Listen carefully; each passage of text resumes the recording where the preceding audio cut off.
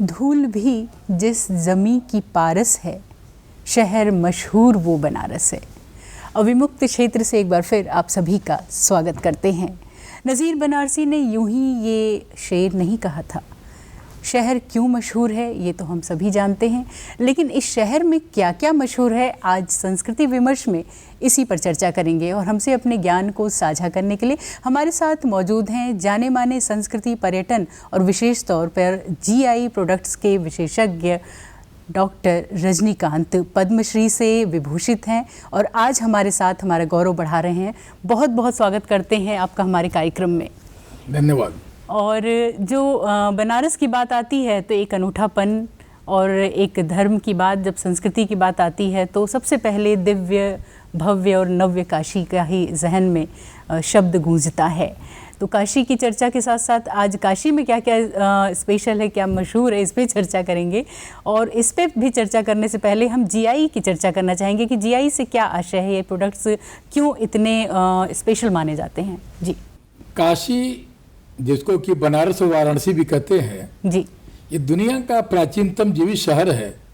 और ये शहर अपने साथ में बाबा विश्वनाथ के साथ साथ ढेर सारे शिल्प को, कला को, ज्ञान को, विज्ञान को, इतिहास को लेकर के चलता है जी।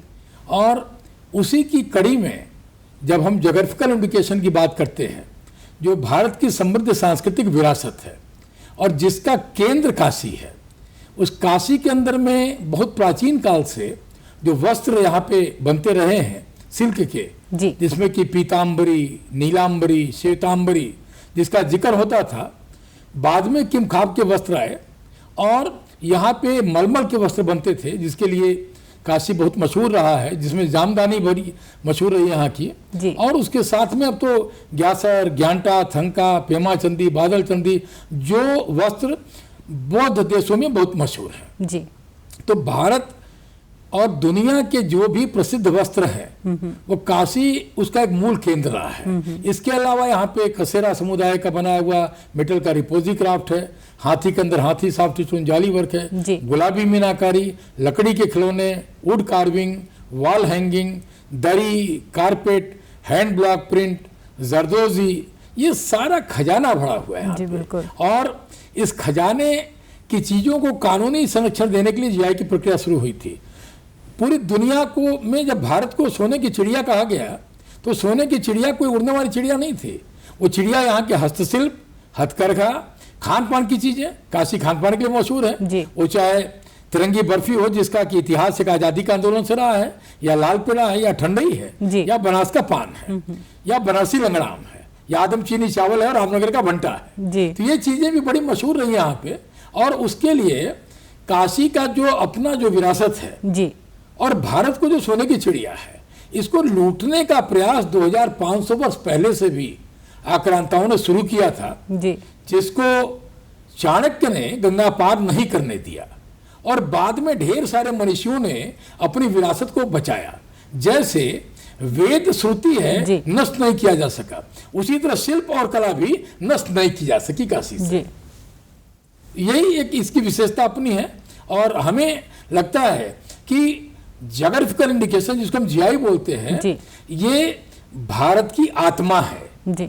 जब सोने की चिड़िया बोलते हैं तो उसके साथ भारत की आत्मा भी हम कहते हैं, क्योंकि ये आत्मा यहाँ पे शिल्पियों में, बुनकरों में, किसानों में, बनाने वालों में, उत्पादकों में, महिलाओं में यहाँ की रची बसी हुई है। और हम सिर्फ काशी की बात नहीं करते, काशी क्या, पूरा जो पूर्वांचल का इलाका है या पश्चिमी बिहार का इलाका है, जिसमें कि जो मिथिला का पूरा इलाका है, वो एकदम शिल्प का खजाना है। और भारत तो अखंड भारत रहा है, तो इसमें तो पर्सिया से लेकर के और जितने भूभाग हैं वो सब इसमें शामिल रहे हैं। तो लोग आकाशी आते गए, यहाँ बसते गए और यहाँ पे शिल्प कला का संरक्षण होता गया और यहाँ से पूरी दुनिया में जाते रहे। तो ये प्राचीनतम जीवित शहर में आज की तारीख में काशी और उसके अगल बगल के क्षेत्र में 23 जीआई उत्पाद हैं पंजीकृत, बिल्कुल, और 7 और प्रक्रिया में शामिल हैं जी। और आने वाले से, और जिससे लगभग 20 लाख लोग जुड़े हैं और 22,500 करोड़ का सालाना कारोबार होता है। ये दुनिया में हाईएस्ट है। दुनिया के किसी भूभाग में इतनी शिल्प, इतनी कलाएं नहीं है और हमें लग रहा है कि शायद बहुत जल्दी ये Guinness book of world record में भी काशी के जीआई उत्पाद जो है वो शामिल होंगे। क्या बात है, ये हम सभी के लिए बहुत गौरव की बात है, बनारस वासियों के लिए स्पेशली ये गौरव की बात है जो है। और आप जैसे जो पुरोधा हैं, जो हमारे अग्रज हैं, वो इस काम को, इस प्रक्रिया को आगे बढ़ा रहे हैं जो है।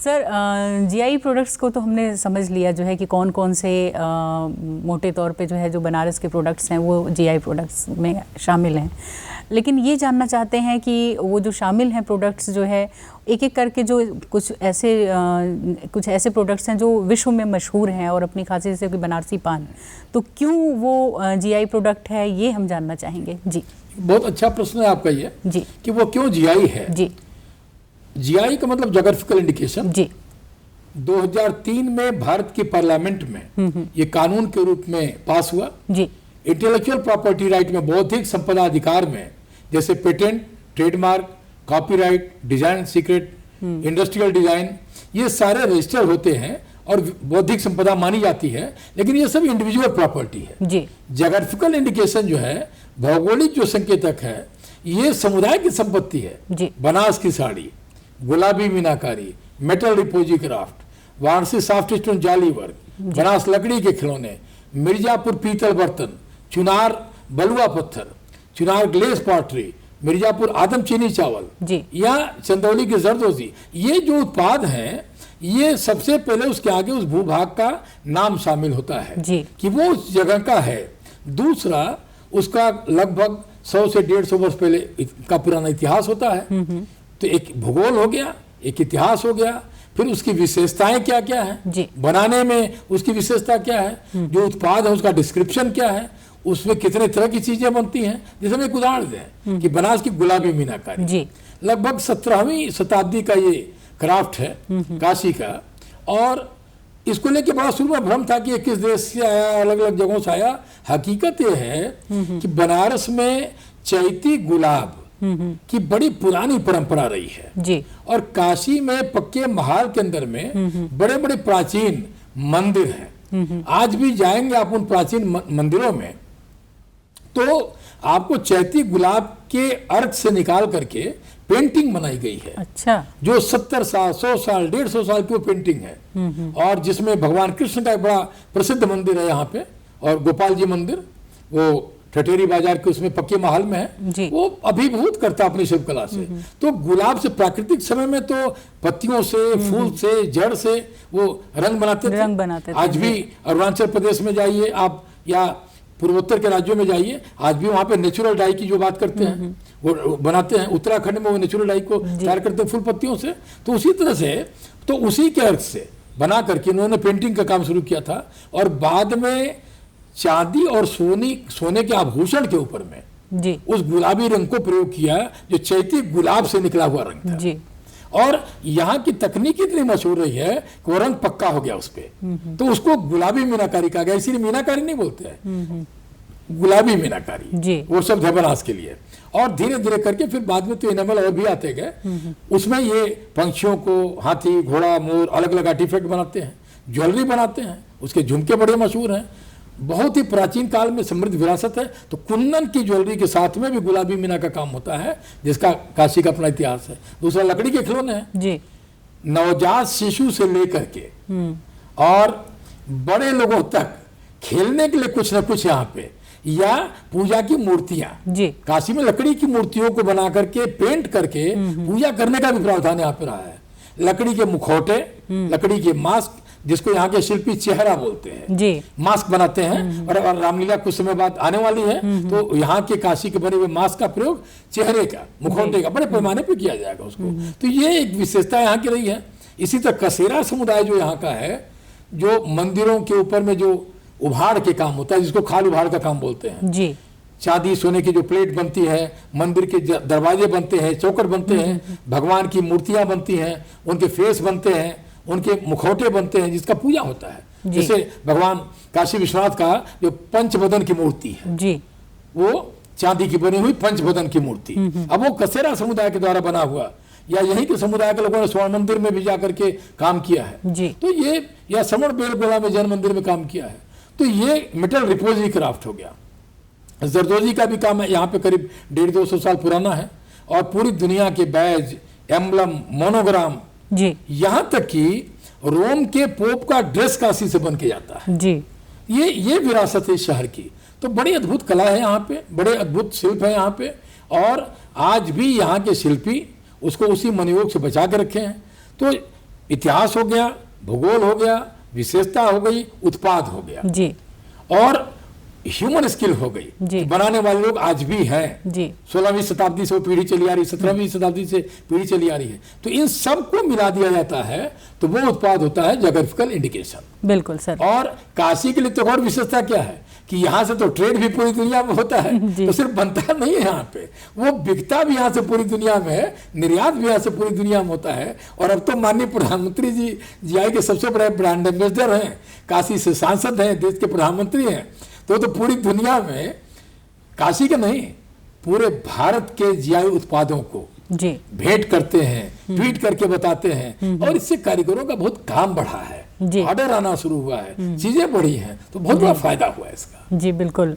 तो संस्कृति, परंपरा और विरासत और अपनी प्राचीनता या अपने इतिहास को बचाने का एक बहुत ही सुगम रास्ता है जो है जीआई। तो जीआई के माध्यम से और क्या क्या अगर आर्थिक दृष्टिकोण से हम देखें जो है तो फायदा है ऐसे कारीगरों, कलाकारों को या उन उत्पादों को? जी देखिए, जीआई इसीलिए हुआ जी कि आपकी बौद्धिक संपदा को प्रोटेक्शन मिले। जी जब कोई पेटेंट कराता, अपना आविष्कार करता, पेटेंट इसीलिए कराता है कि उसकी संपदा बची रहे, जी। कोई नकल ना कर सके। जीआई चूंकि समुदाय की संपत्ति है, तो हमारे जैसे लोगों को चिंता हुई कि कुछ बाहर के देश ऐसे थे जो अतिक्रमण कर रहे थे। हमने कहा ना कि लुटेरे 2500 वर्ष पहले खाली नहीं आए थे, आज भी लुटेरे लगातार प्रयास कर रहे हैं, किसी न किसी रूप में घुसपैठ कर रहे हैं, और यहाँ के उत्पादों के नाम पे नकली उत्पाद बना के बेच रहे हैं। जी। तो प्रोटेक्शन जब इसका मिल जाता है कानूनी में, जीआई हो गया, तो जीआई का ऑथराइज यूजर ही उसका टैग इस्तेमाल करता है। जी। जो कोई भी इंडिविजुअल हो सकता है, व्यक्ति, कोई फर्म हो सकती है, सोसाइटी हो सकती है, कोई भी हो सकता है। जी। फायदा इसका जो सबसे बड़ा ये है कि सरकार के तरफ से बड़े पैमाने पे प्रोत्साहन का काम हो रहा है। जैसे हम उदाहरण आपको दें कि लकड़ी का खिलौना या मेटल का क्राफ्ट या गुलाबी मीनाकारी जी। या हाथी के अंदर, हाथी जो सॉफ्ट स्टोन जाली वर्क है, वो एकदम आश्चर्यचकित करने वाला है कि उस एक पीस की सिंगल स्टोन में हाथी में अंदर हाथी कैसे बनाई गई, या उसके अंदर में भी 3 कट तक हाथी कैसे बनाई गई। ये मतलब चमत्कार जैसा लगता है, शिल्पियों का वो जो हुनर है।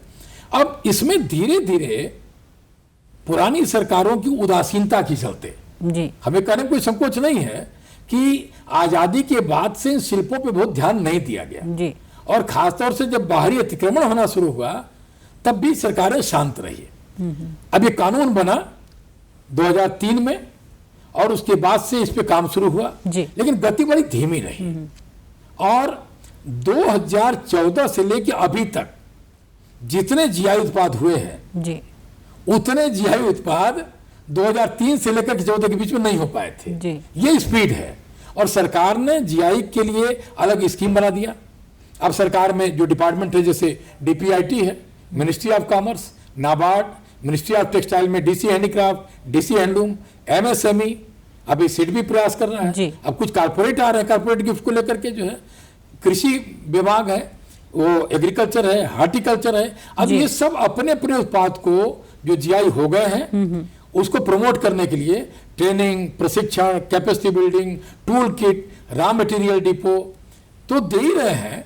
इसके साथ साथ में जीआई उत्पादों की विशेष प्रदर्शनी लगाई जा रही है, अलग से प्रदर्शनी लगाई जा रही है। हमें कहने में गर्व हो रहा है कि अभी इसी 20 जुलाई से 24 जुलाई तक ग्रेटर नोएडा के एक्सपो मार्ट में ईपीसीएच के द्वारा भारत सरकार के वाणिज्य मंत्रालय, डीपीआईटी और टेक्सटाइल मिनिस्ट्री के सपोर्ट से 400 जीआई के स्टॉल लगाए गए, और शिल्पियों को फ्री में सारी व्यवस्था उपलब्ध, आना जाना, रुकना, खाना पीना वहां पे फ्री में स्टॉल, जबकि एक एक स्टॉल के ऊपर में 1-1 लाख रुपए के खर्च थे, वो उपलब्ध कराए, और ये जीआई ऑथराइजर को दिया गया, और करोड़ों रुपए का व्यापार वहां से सीधे हुआ।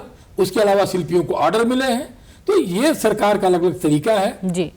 और अब हमें लग रहा है कि जो दूसरे बैंक भी हैं, जैसे कि नाबार्ड तो पहले से भी सपोर्ट कर रहा था, सिड भी अब आगे आ रहा है, कुछ कारपोरेट आ रहे हैं, और जागरूकता तो यहाँ तक आ चुकी है कि तमाम जगह के डिस्ट्रिक्ट कलेक्टर अपने अपने ओडी ओपी उत्पाद को जीआई कराने के लिए पहल करना सीधे शुरू कर दी। बहुत ही ये अच्छी और गौरव की बात है हम सभी के लिए। बहुत बहुत धन्यवाद आपको देना चाहेंगे कि आपने इतने छोटे से समय में अपनी जानकारी को जो समेटने की कोशिश की जो है, और हमारे जो दर्शक हैं निश्चित तौर पे उन्हें आज जीआई प्रोडक्ट्स के बारे में और ख़ास तौर पे बनारस के जो जीआई प्रोडक्ट्स के बारे में है उनके बारे में एक अच्छी और बेहतर जानकारी मिली है जो है। तो इसी के साथ आपसे लेंगे इजाज़त। ये विश्वास है कि आने वाले समय में आत्मनिर्भर भारत में जी लोकल से ग्लोबल को पहुंचाने में जीआई की बहुत बड़ी भूमिका होगी। जी बिल्कुल, और इसी आशा और विश्वास के साथ कि हमारे सरकार द्वारा जो प्रयास किए जा रहे हैं उससे सबकी उन्नति होगी, सबका विकास होगा। दीजिए इजाज़त, फिर होगी मुलाकात, तब तक के लिए नमस्कार। नमस्कार।